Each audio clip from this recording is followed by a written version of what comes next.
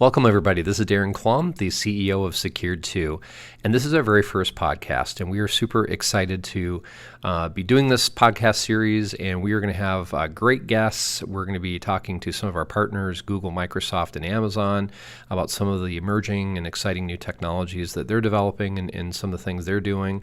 We're going to be talking about different ways to protect yourself, and most importantly, we're going to be kind of demystifying some of these emerging technologies like quantum computing and artificial intelligence and edge computing and Internet of Things, and all of these different converging technologies that are really exciting and have a ton of benefits and upsides, but also have a very dark side. And we'll be kind of diving into some of the negative aspects of these technologies, and more importantly, looking at them from the lens of data security and how do we protect you, your company, and the use of these emerging technologies. So what we're going to do with this very first podcast is I really want to introduce you to our company and talk about why we started this company, why we risked our hard-earned money to develop this technology. I mean, it's taken 5 years to build the fundamental technology that is just amazing and is the first quantum resilient security in the world.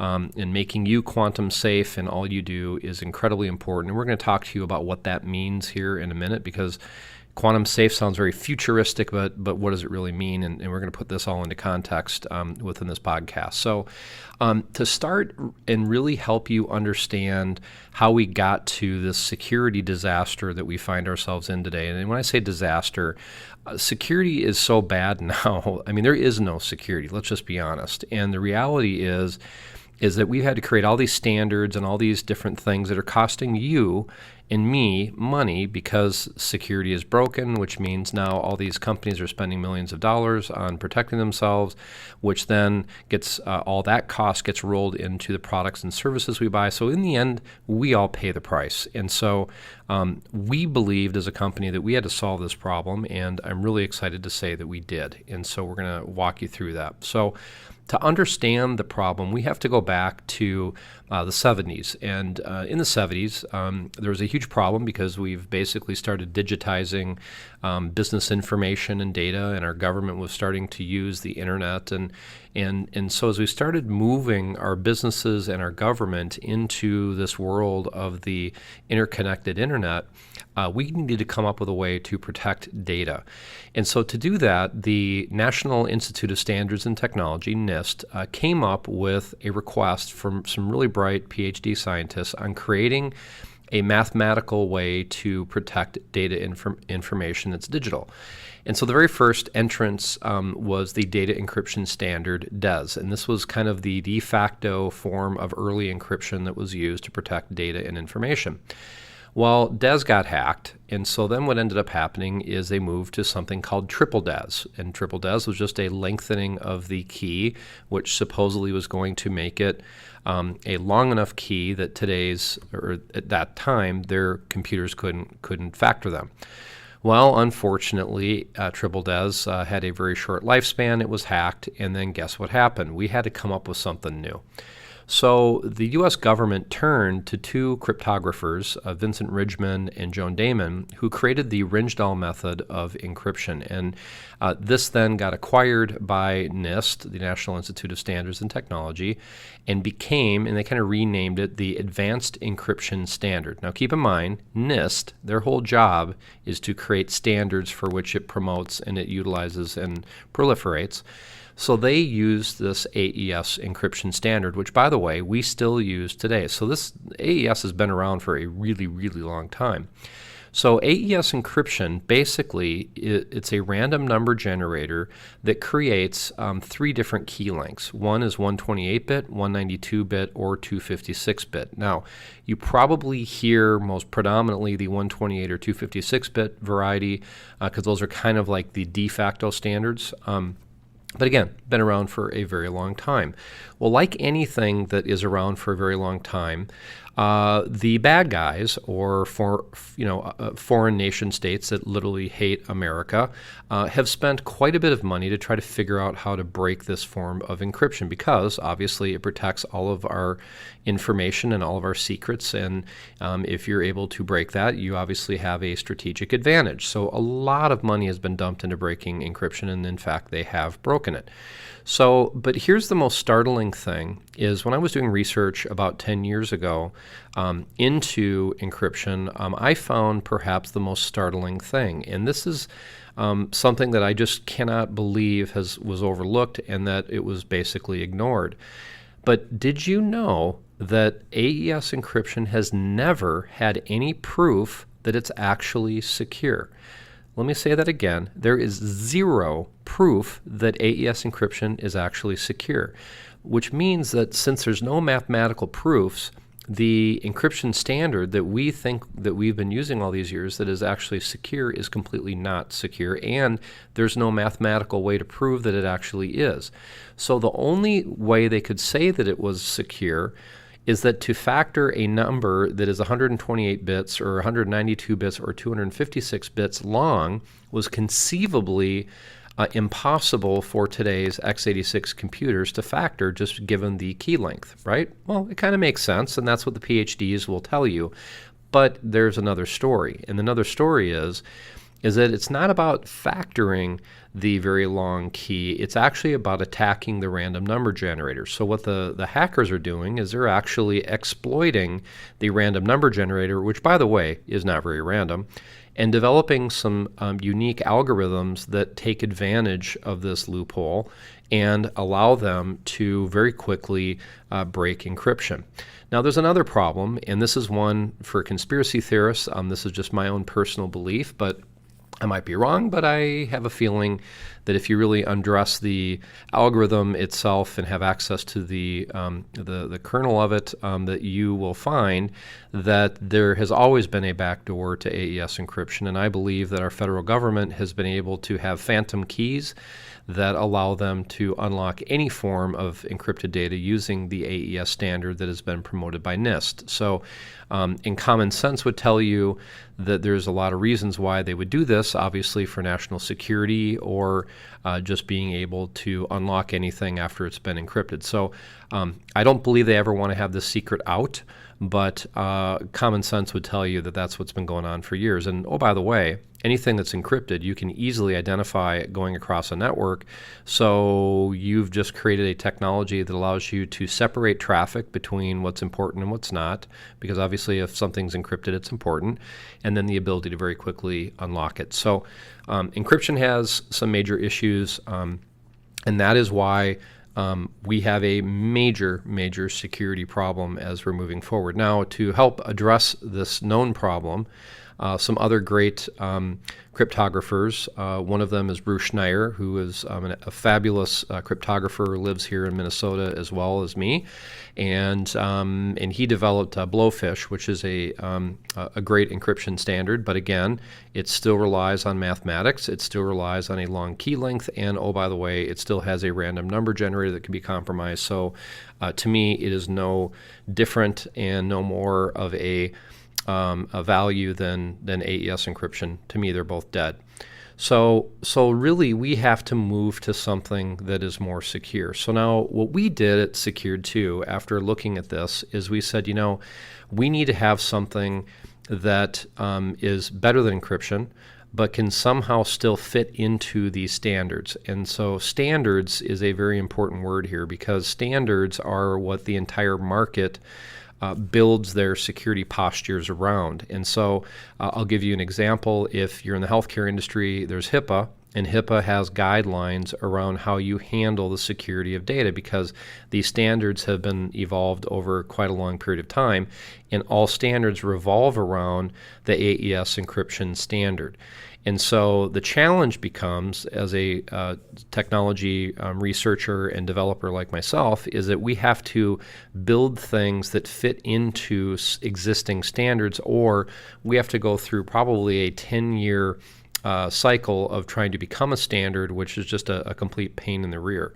So when we developed our technology at Secure2 to build the first quantum safe security, we had to have one that could fit inside of existing standards, or we just knew we had nothing. And so what we did is we came up with a really exciting technology that is really a data pre-processing technology. And when I say a pre-processing, it's a processing technology that happens before data gets that layer of AES encryption.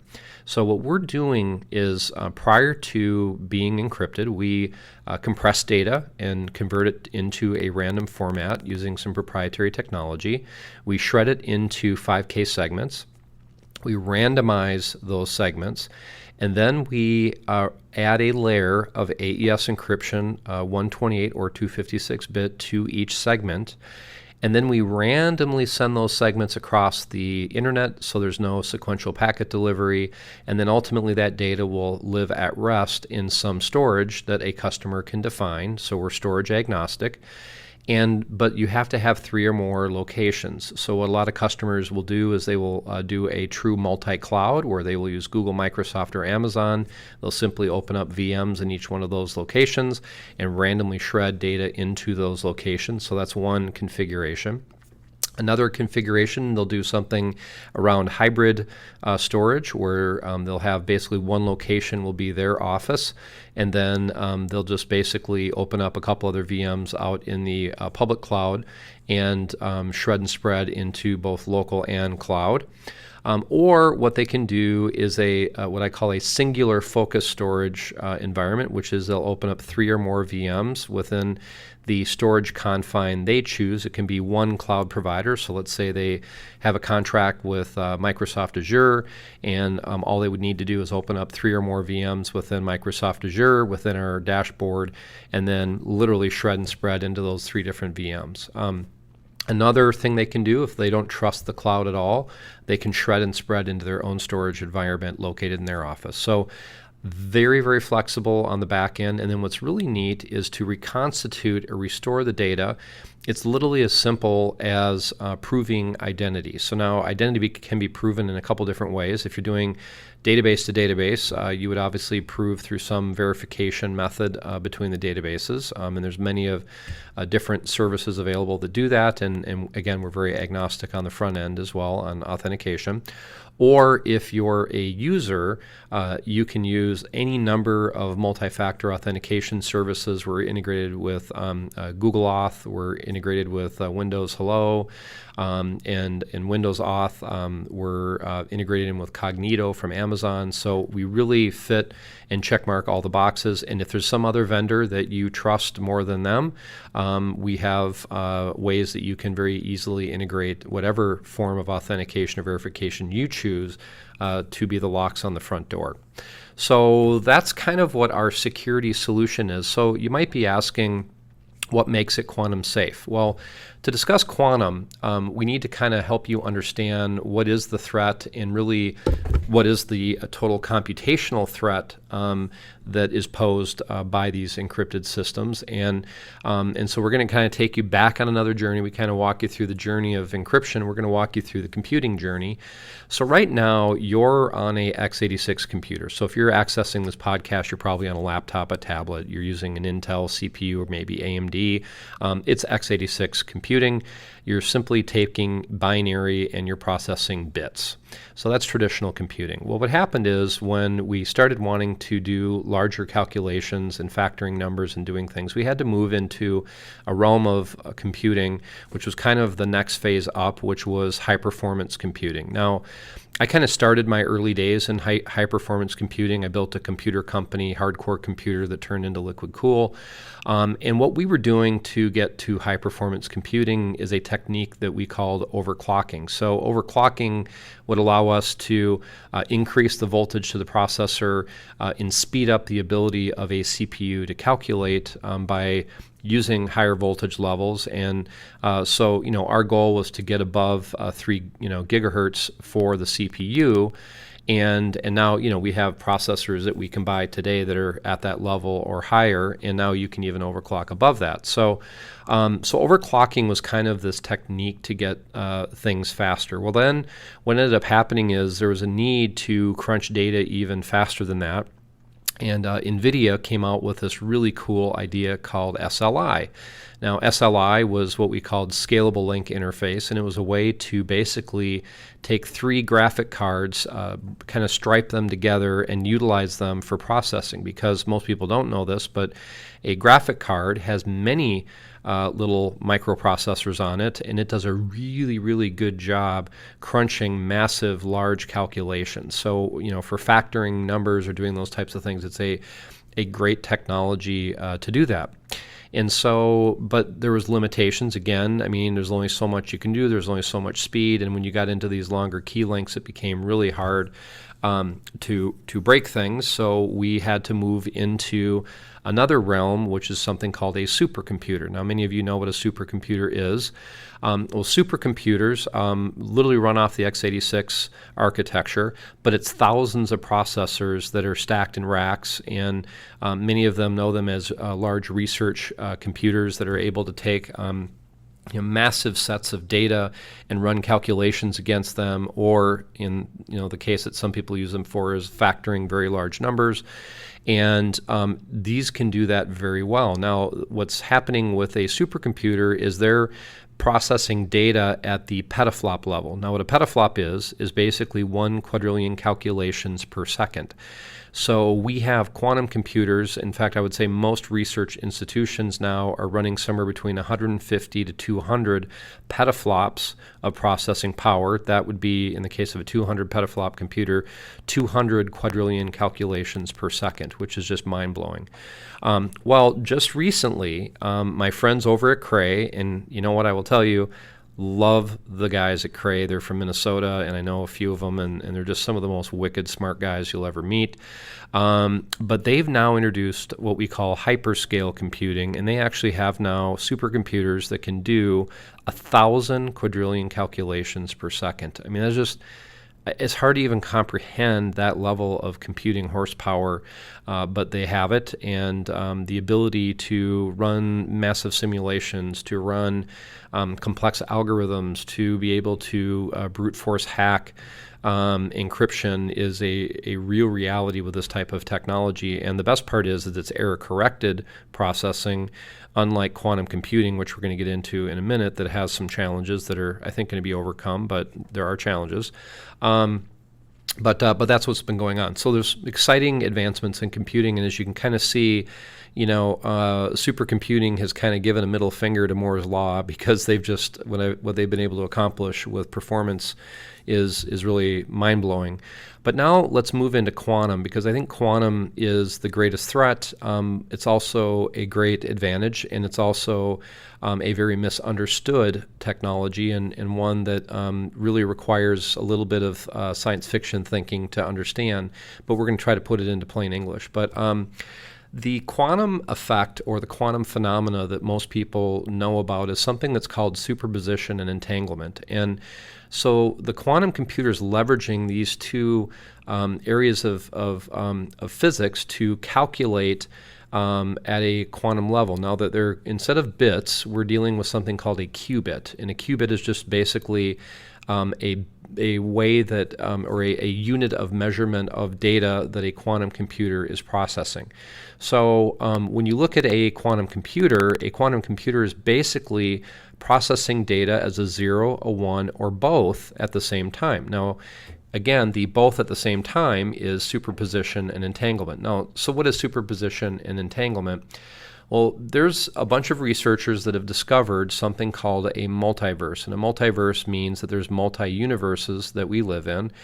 And they're finding that this superposition and entanglement allows a particle basically to live in two places at the same exact time, which is very unique, because you kind of get double your money for processing in a way. So when you start talking about the physical universe, everything is done basically within the realms of quantum mathematics. So you're moving from standard mathematics into quantum mathematics, or what we would call quantum simulation. And now things change because of this unique ability to process information as a 0, a 1, or both at the same exact time, which greatly increases the speed of processing or factorization of integers. So it's a really, really cool way of processing information. So now, if you're trying to break today's encryption in seconds, you need a technology like this because it will allow you to basically factor very, very large numbers in parallel very, very quickly. And that is why so many people are literally running scared because of quantum computing. Now, what's very interesting, and most people don't know, is a researcher named Peter Shor. He developed the first quantum algorithm for factoring integers. And so this algorithm has been used on today's supercomputers, including the hyperscale computer from Cray and many of the others. But now what's going to happen is that you'll be able to take this factoring algorithm and literally put it on a quantum computer and get the quantum effect and literally speed that up by, thousands and thousands of percent. So that's why everybody is so frightened about quantum computing. Now, what's very interesting to learn, and I guess the best way to kind of help you understand all these different computers and what they mean is computers are nothing but, I look at them as nothing but engines in a vehicle, right? So your classical computer that you are on today is like a Ford Taurus. The HPC is kind of like a Dodge Hellcat. It's a super revved up engine, highly tuned. And you can readily buy it off the shelf, but it requires a little bit of tinkering. That's kind of the Hellcat, kind of an enthusiast type of computer. And then we move from HPC into the supercomputer, which is kind of like a Formula One race car. It's highly customized. It's very, very highly tuned, and it really serves a specific function, and that's kind of what a supercomputer is. And then when we move into quantum, we're really talking about Elon Musk and Tesla. It is a highly, highly unique engine. It has massive, massive power. Literally, you step on the gas and it goes faster than anything and is instant energy and actually consumes a massive amount of energy, and that is what a quantum computer is. So I hope that kind of helps you understand a little bit of the computing environment, but now what's happened with the quantum is we're moving away from Moore's law and we're going into something called Rose's law, which is really about how quickly the quantum computer is advancing and growing in its performance and capabilities. Now, what's very interesting is you have a number of different companies that are in the quantum race. And I hate to break the sad news to you, but China and Russia are both way ahead of the United States efforts from Google, Microsoft, and D-Wave Systems and the other companies building them here. And the reason is because the Chinese government and the Russian government both are funded heavily and solely by the government. So they have unlimited money, unlimited resources. They don't have to go out and raise capital. They don't have to go and show the world what they're doing to help sell shareholders. They have instant money whenever they need it, and therefore they can move way faster than we can. So the race is on, and we are behind them in a big, bad way. So what I think is the most frightening thing is, and I don't want to cause fear, but there are these computers now that are going online. In research labs all around the world, quantum computing is literally at the forefront. And why? Well, the reason is whoever can break encryption the fastest wins. And they win because they have literally a master key for the world's data. And that's a huge problem, and one that we've actually solved with our company. So you might ask, well, okay, we know these are coming. Why aren't we hearing much about them? Well, you are starting to hear a lot about them. In fact, Google just announced the quantum supremacy. What that basically means is that Google has proven that its quantum computer can run calculations that the fastest classical computer or supercomputer can run. Well, the one that what they proved is actually it can do about 1,000 times more processing than the world's fastest computer. So that should kind of give you an idea. I mean, basically, it can run a calculation in seconds that would take a classical, the world's fastest computer, years to calculate. So that's a big deal, and that's kind of where we are. So what is the limiting factor right now with quantum computing, and what is the major problem they're trying to solve right now as a market? And the number one thing is basically around the whole idea of ensuring the integrity of the processing of the bits. So there is not really error correction yet with the quantum computers, and that's the big thing that they're working on right now. They can do the processing. They've proven it works. They've proven that they are more powerful than a classical computer. The problem now they have to overcome is around error correction. Now, I believe China and Russia both have solved this problem, and I know they have quantum computers that are live today, but at least for our efforts here in the U.S., I believe that is the major problem that they're trying to solve right now. So back to Secure2, what makes us quantum resilient or quantum safe? So what makes us quantum safe and quantum resilient is the fact that we no longer rely on mathematics to protect data. What protects data in our model is randomization that's truly random, not key generated. And what also makes us random is the fact that we are physically separating data at the binary level at 5K segments and randomizing the segments, and then randomly separating them into physically separated containers that are all over the place. And that's why we recommend the multi-cloud strategy of Google, Microsoft, and Amazon, because each one of their clouds are highly resilient and highly redundant. And you get the benefit of when you shred data into them that they're backing up and storing and putting those segments into multiple different containers all over the place. So if one ever goes down, the other one will pick it up. So you're automatically always guaranteed access to those segments to restore them and reconstitute them. So we really like that multi-cloud strategy. And oh, by the way, it makes it impossible for a hacker, because a hacker would have to break into Google, Microsoft, and Amazon, find your specific container. They would have to first decrypt every single segment and then know the precise order in which we randomly separated those segments and put them into the container, which is, by the way, good luck. It's impossible. And so that's really at the heart of what we do. It's physical separation, true randomization. Also, for any data going across the internet, we do non-sequential packet delivery. So again, you get the benefit. If you're a packet sniffer, you're not going to get anything. You're going to get a bunch of gobbledygook that means nothing to you. So that's what makes our security so unique in relation to a lot of the other technologies that exist in the marketplace today.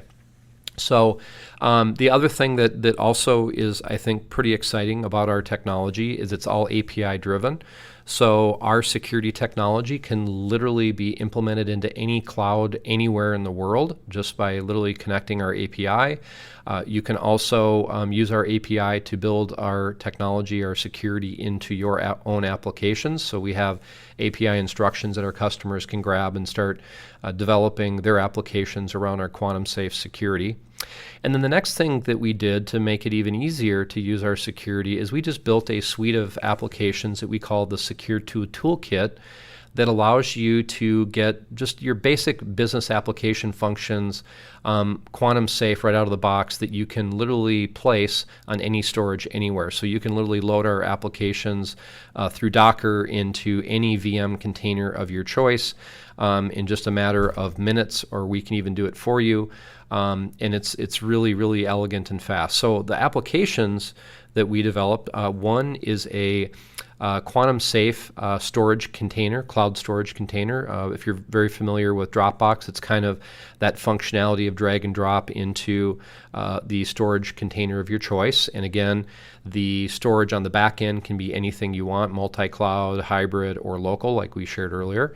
Then we have another product called Collaborate that is a full data collaboration suite that allows you to do document sharing, task management, calendaring, and then as well email alerts and things out to your teams. But it's a great way to manage your teams locally. And oh, by the way, all these applications, again, can live behind your firewall under your control, or you can install them out in the cloud on any cloud provider that you choose. And then we have another application that's a full enterprise class data backup solution. So you can literally back up full or incremental images of your computers that are on your network, and it can also do servers as well. So once you set it and forget it, it will back everything up as part of your business continuity solution for your company. And then the last thing, again, we had mentioned our API, and again, that's a great offering for those companies that want to secure their own applications or app data out in other cloud providers of their choice. So that's what we do at Secure2, and I hope this kind of helps you get your head around what's happening in the market of encryption and high-performance computing, and then how Secure2 has developed the first quantum-safe security to prevent the factorization and brute force hacking of data, ensuring that we can provide 100% security for your data and information for your company or even you as an individual. One more thing to note, that we are so secure that we actually have the only indemnification warranty that is in the market today. It's backed by Lloyd's of London. So if you are worried about a breach, we will cover you financially, which no other company does. And one thing that I will tell you, for you and your business, you probably have spent a lot of money on security.